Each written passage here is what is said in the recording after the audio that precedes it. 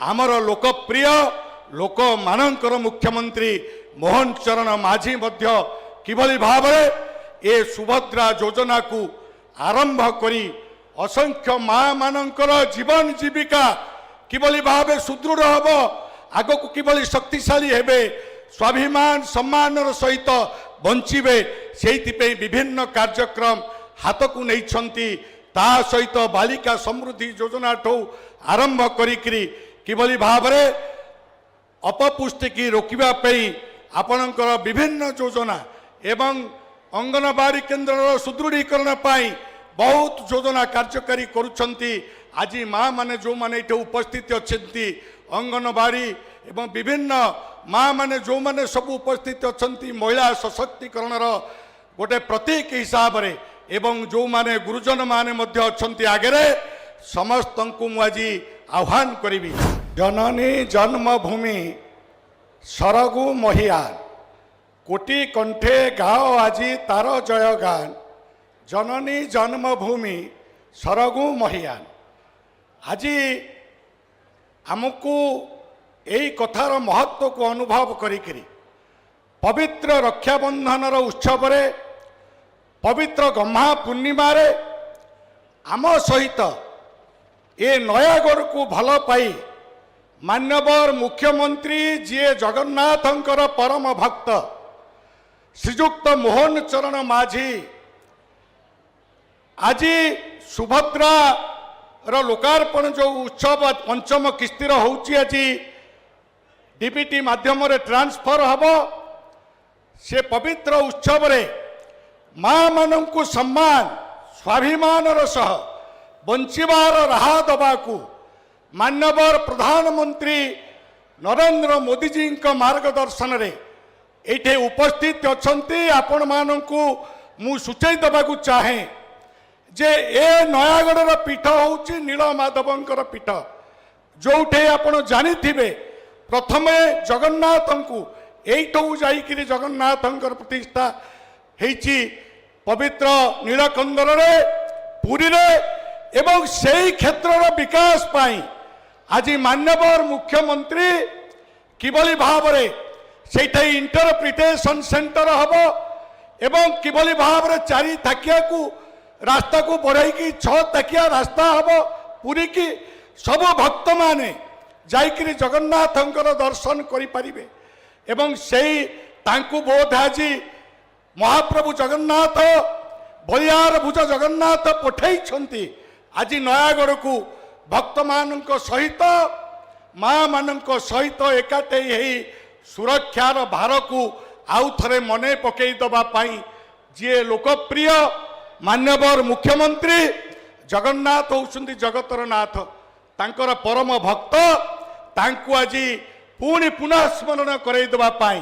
आज नयागढ़ माटिकी आसी मान्यवर मुख्यमंत्री मु तांकु स्वागत करुच्ची एवं एई उपस्थित थिबा मान्यवर उपमुख्यमंत्री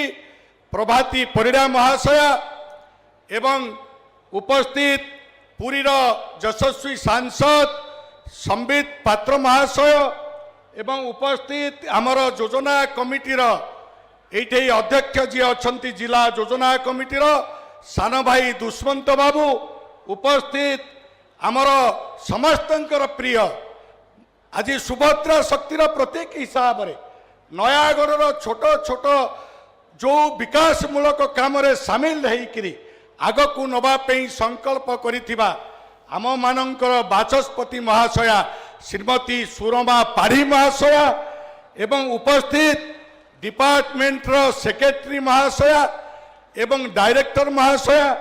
एवं आमर समस्तंकर प्रिय जिलापाल आमे समस्ते जानिचु जी कि आसिला परठ हो किभली माँ मानकर विकास हम सबु बेले लगन रखिकी काम करुछंती समस्त को स्वागत करने सहित आज ये जो उत्सवर साक्षी हिसाब रे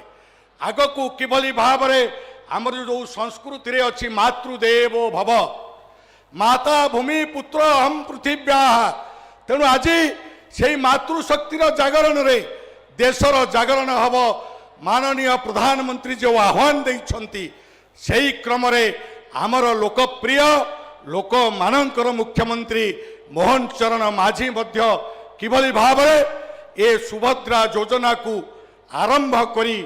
ଅସଂଖ୍ୟ ମାମାନଙ୍କର ଜୀବନ ଜୀବିକା କିଭଳି ଭାବେ ସୁଦୃଢ଼ ହେବ,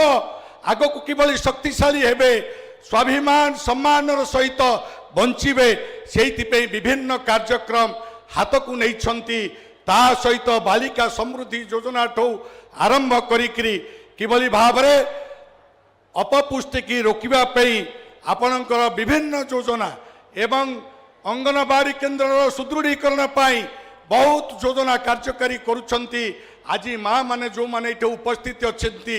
ଅଙ୍ଗନବାଡ଼ି ଏବଂ ବିଭିନ୍ନ ମା ମାନେ ଯେଉଁମାନେ ସବୁ ଉପସ୍ଥିତ ଅଛନ୍ତି, ମହିଳା ସଶକ୍ତିକରଣର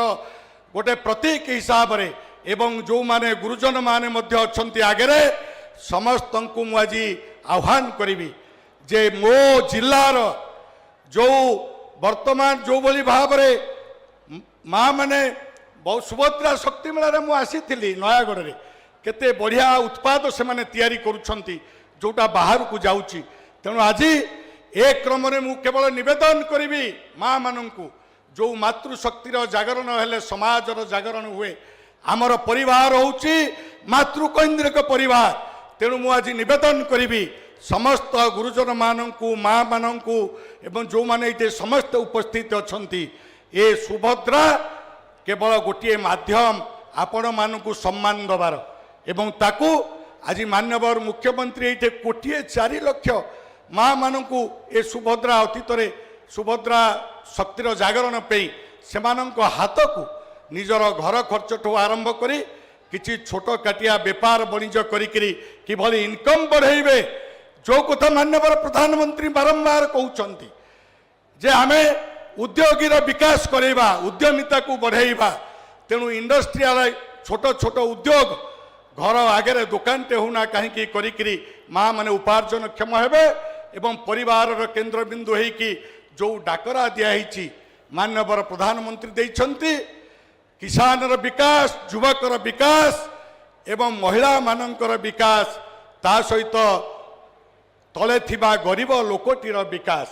ଏଇ କଥା ହେଲେ ଏ 4ଟି ବର୍ଗର ବିକାଶ ହେଲେ ଦେଶର ବିକାଶ ହେବ ଏବଂ ଡାକରା ଦେଇକିରି କିଭଳି ବିକଶିତ ଭାରତବର୍ଷ ହେବ 2047ରେ। ସେଥିପାଇଁ ମାନ୍ୟବର ମୁଖ୍ୟମନ୍ତ୍ରୀ ମଧ୍ୟ ତାଙ୍କର ଭିଜନ ନେଇଛନ୍ତି, ଦୃଷ୍ଟି ନେଇଛନ୍ତି ଯେ 2036 ଓଡ଼ିଶା ପ୍ରଦେଶର ଗଠନକୁ 100 ବର୍ଷ ପୂର୍ତ୍ତି ହେଲା ବେଳେ ଆମେ କିଭଳି ଭାବେ ସମୃଦ୍ଧ ଓଡ଼ିଶା ଗଠନ କରିବା, ସେଇଥିପାଇଁ ମା ମାନଙ୍କର ଭୂମିକା ଅନିବାର୍ଯ୍ୟ। ତେଣୁ ମୁଁ ଆଜି ଆହ୍ୱାନ କରିବି ଯେ ଆମେ ସମସ୍ତେ ଏକଜୁଟ ହେଇକିରି ଖାଲି ନୟାଗଡ଼ ନୁହେଁ, ସମଗ୍ର ଓଡ଼ିଶାର ମା ମାନଙ୍କ ଖାତାକୁ ଆଜି ଯିବ ସୁଭଦ୍ରାର କିସ୍ତି, ପଞ୍ଚମ କିସ୍ତି ଏବଂ ସଶକ୍ତିକରଣ କରିବା ପାଇଁ ମହିଳା ସଶକ୍ତିକରଣ ଇଏ ଗୋଟେ ମାଧ୍ୟମ। ମୁଁ ଆଉ ଥରେ ଆପଣମାନଙ୍କୁ ସମସ୍ତଙ୍କୁ ଧନ୍ୟବାଦ ଦେବା ସହିତ ଆଜି ରକ୍ଷାବନ୍ଧନର ବହୁତ ବହୁତ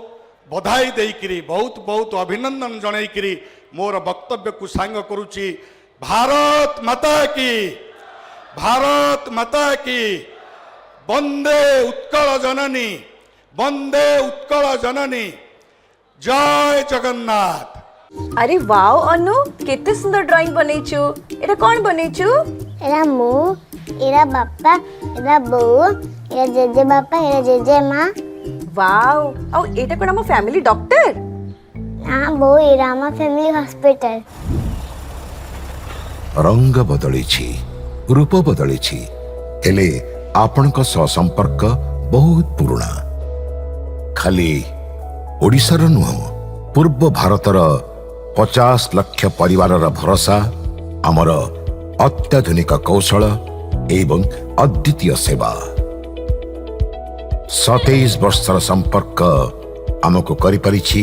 आपणक निजर family hospital. Thank you doctor. अनुपरी अनेक पिलांक धन्यवाद आम पई अमूल्य उपहार।